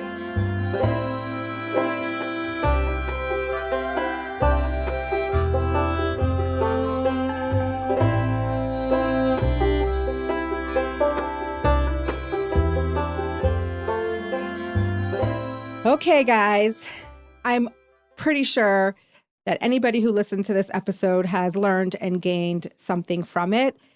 Lisa is really one of the wisest people that I have the privilege of knowing. And I think she just has such a beautiful way of sharing and giving over her story and sharing her incredible insights and kind of unique way. I think her brain works in a really unique way that gives her the ability to really share and make her thoughts so helpful for so many people. You can see in the show notes that she actually does have a group coaching that is starting very soon. So you can go and check that out in the show notes. There's information there. And let me tell you, I've actually participated in her group coaching. And that's how I got to know Lisa. And I actually want to share with you a little bit about my story and my relationship with my body and food, which is how I got to know Lisa. Because I don't actually think I did that on the podcast. We got so caught up in our conversation that I actually never shared what this means to me and how this has really been impactful for my life. So let me start from the beginning. I surprisingly never had a big issue with my body and food growing up. Even in high school, where that kind of stuff starts to become an issue, I couldn't eat whatever I wanted and maintain a really thin body. I never needed to have a super thin body. I knew certain things from a very young age that I needed to move my body. I just felt it inside of me. And I grew up, my mother was so ahead of her times. Like, we grew up with really wholesome eating and food. And living in Texas, we didn't have restaurants. We didn't have a lot of processed food that we were eating. So I grew up with a really strong value in putting healthy, nutritious food in our body. It wasn't extreme. Like, of course, we had treats and stuff, but it was very centered. Like, soda never entered our home. Sugary treats, it's just like maybe Shabbos party. It just wasn't a thing. And I think that really impacted my view on food and how I've always wanted to nourish my body. I'm always very drawn into the health space, just naturally, not because I struggled in a certain area, so to say, but it's always been important to me to be healthy and to eat healthy. And that's always been a thing for me. So speed up a couple years, I married. Before I adopted Many, I was starting to have some serious stomach trouble, and I never had stomach trouble growing up. And I was getting these really significant, pretty severe stomach aches. And first they were happening very infrequently, and then slowly but surely the frequency picked up. And it soon came to be that multiple times a week, I was like out of commission with terrible stomach aches. And I did all the regular stuff. And then finally I got a biopsy to test for celiac. And sure enough, I was diagnosed with celiac disease when I was maybe 28 or 29. Can't remember exactly how long. Actually more, whatever, about 12 or 13 years ago. And the gastro doctor, the gastroenterologist I got a letter in the mail that said, you have celiac disease, and that was it. Like, there was no follow-up, there was nothing. Basically, stay off of gluten. So this is where my journey started, and it's been a very long journey. So I went off of gluten and I started to feel a little better, and then I would feel better for a few months and the stomach aches would come back. So then I went off of dairy, and the same thing would happen. I would feel better for a few months, and then the stomach aches would come back. And then I went off of other grains. And then slowly but surely, I kept taking things out of my diet. And yeah, it would work for a little bit, and then it would stop working. Obviously, I was not getting to the root of the problem. Basically, I ended up being very, very, very limited on what I could eat. And I was like down to like 5 or 6 things. And of course, not on purpose, but I lost a lot of weight, like 30, 40 pounds. And I was I wasn't like skeletal, but I was much thinner than I ever was in my whole life. Like, I've never been that thin. And it kind of felt good. I was like, whoa, okay, at least there's perks to not eating, right? And the crazy thing is that it wasn't just like a few months. Like, I actually was that size for multiple years because of just my health. It wasn't obviously sustainable to eat such few things, and I needed to find a different path.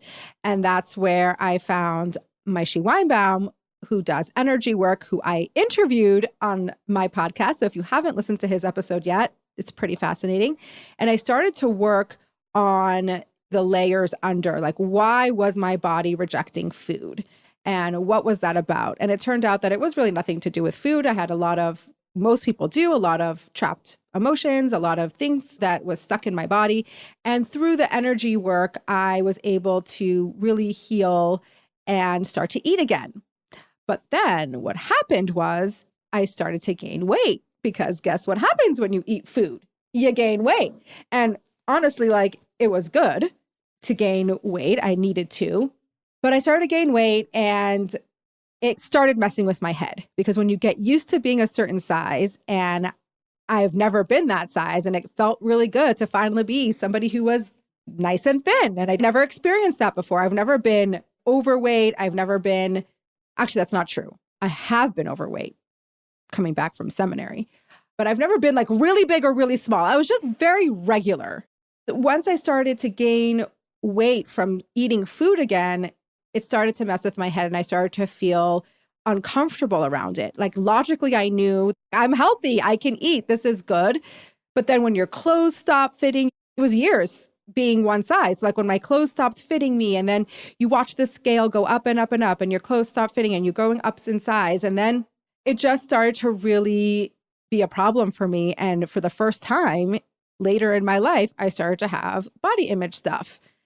And so it's like not a typical story. It's just circumstantial that it happened. And I started to really not want to be that person with body image stuff. I wasn't used to being that person. And so I was like looking for ways to not be that person. And I've always been interested in different approaches and different things and holistic things. And I read a lot and I just expose myself to a lot of things. And my friend Kate Murphy, who I've actually had on Instagram Live before, I was doing like a health little thing with her, and she had a clip that was from Lisa Schlosberg. And I was like, ooh, I like this person. And that's how I discovered Lisa. And then we had a little private consult and a talk, and I was telling her what I was going through and why I was struggling. And I remember telling her, I'm like, I just want to eat whatever I want and stay the same size.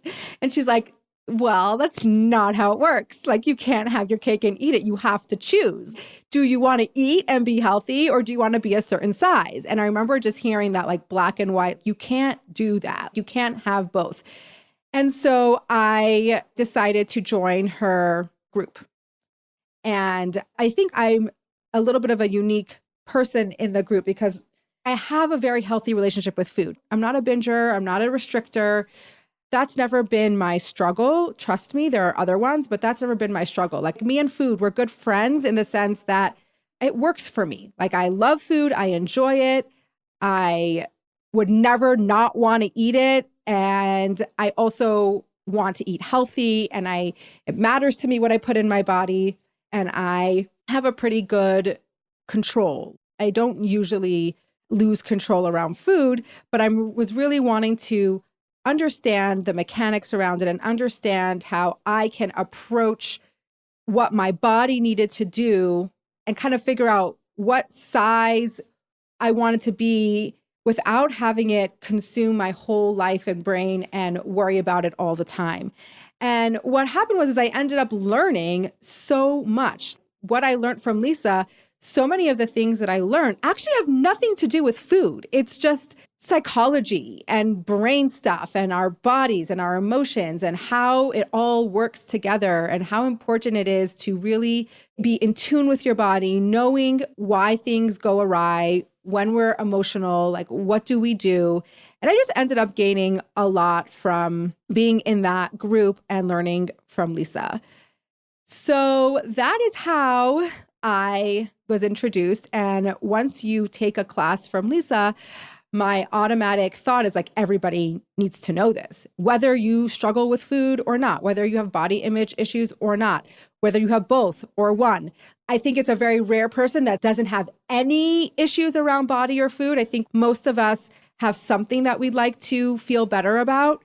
And I just really benefited a lot. So that's why I had Lisa on the podcast, because I just think there's so much to learn. And I'm just a big believer in self-discovery. And the more you understand yourself, the better person you can be and the better you can show up in the world for yourself and for others. And it doesn't have to be an obsession. Like I know there's times, or we can be in a culture that is very obsessed with self-care and development. And it almost to a point where it becomes like selfish in the sense of it becomes the only thing that you're doing. And that kind of is not the point. You lose the plot when you do all this character development and then actually don't do anything with it. So the point is how could you live your best life, be your best self, so you can contribute to the world around you in the best way. So I really hope you got something from it. I'd love to hear your thoughts. So that's my little recap on the episode and my story that I wanted to add and to give some context to what you just heard. What else? Okay, so I'm recording this on Chol Hamoed Pesach. Very, very dedicated to all of you. And I did put a question box. I wanted to hear about your Pesach and some of the things that are hard and some of the things that you enjoy, tips and tricks. Honestly, I didn't get a lot of responses. I think Chol Hamoed is not the time where people are engaging as much in social media, or maybe people had nothing to say. I don't know. I did get a few, like the struggle of feeding your kids snacks and how hard that is. It is true. It is true. Depending on your customs and how strict you are and how restricted you are, it can be really hard. If you listen to the podcast that I did with my husband, you can refer to that story that we spoke about with Many and some adjustments we made for Pesach because of that. So I'm not going to give it away. If you haven't heard it, go listen. A bit of a reflection for me, I did actually today also just post a Substack essay that kind of shared the Pesach season and what comes up for me during the Pesach season. And specifically this season, I always find that the struggles that we have already, like whether you're struggling with parenting or regular struggling financially or regular struggling in your job, I think the Pesach season enhances those struggles even more because we have less capacity, we're more stretched out, we're more strung out. So all the regular issues I find really amplify during this time. And that was true for me this season. I definitely was and am struggling in my parenting journey and just feeling, I think I'm going through a little bit of I don't know. I'm going to use a word that I don't know exactly how you're supposed to use it, but I'm going to like try it out. So you know how people say like an ego death? I don't really know what that means, honestly, but that's what it feels like right now in my parenting journey. It feels like a little bit like an ego death. Like Hashem wants me to have zero self-esteem and self-respect left. Really like bring me to my core. And I am struggling with that. It's been hard.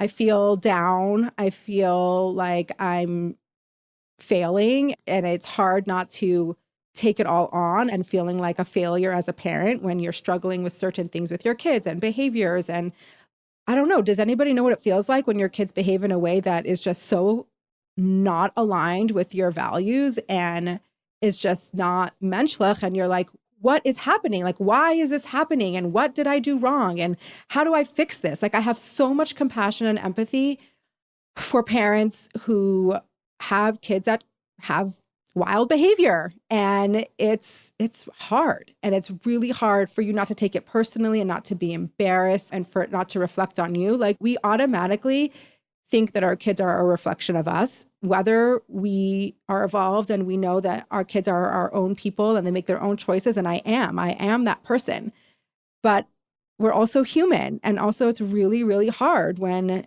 your precious children are struggling and having behaviors that you wish they didn't have, and not to take it personally, not to own it, and not to be embarrassed by what it says about you. So that's kind of where I am right now. I'm just really telling it to you like it is. I really do believe that our kids have a journey, and I promise you, I love and respect them so much. And they do hard stuff. My kids do hard stuff, and they have a lot of things that they have to contend with, and they are absolutely resilient and amazing. And it's also hard. And guys. So this is my personal reflection and kind of telling you where I'm at these days. I would be so happy to share some of your stories and some of your experiences on here. So if you ever feel like sending it in, please do. Really, what I really want is to hear your questions and your comments. So just always know that when I put the question answer box on there, it's because I really want to engage with you and not just hear myself talk about my own stuff. So please participate when I do that. Remember to like and review, send feedback. It gives me life, and can't wait to see you next time. Okay, so this podcast does not happen by itself. The magic takes a whole group of amazing people, and I want to tell you who those people are. So obviously I'm your host, Chavie. Our producer and creative director is Eli Ben-Chion. He keeps me on my toes. He makes sure that I just keep growing and am on point and don't miss a beat. He's the best. Audio is edited and mixed by Reed Seeley. Also, unbelievable. He's so cool, calm, and collected. You kind of need that working with me. And the music, which is beautiful, is by Basia Schechter and Shaul Magid. And this is totally unexpected.